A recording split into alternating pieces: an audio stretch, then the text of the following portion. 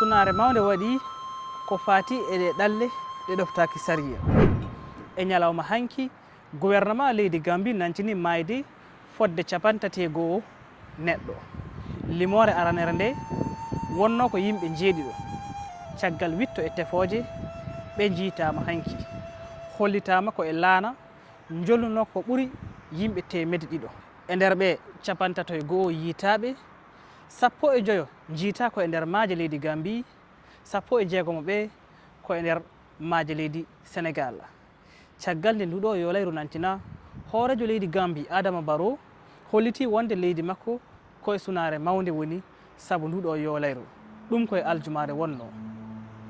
hitande kala ɓiɓɓe leyɗe Afrique hirnage ina ndewa e ɗe maaje ngam yidde yaade toon to dongre Europe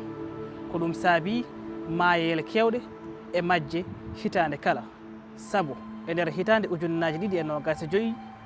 hollitama fodde ujunnaje 3 ɗanniyanke maayi walla majji ɗum koye biyol fedde nde wona laamuyankore nde Espagne noddirtede caminando frontiére saabu kisal ɓeyde ngal e nder maaje Sénégal eta Mauritanie saabima ɓe ɗanniyankoɓe gabbatima banggue worgo maayo Atlantique tawi ko ɓuuri ko hen hewde joni immorto koye nder leydi Gambie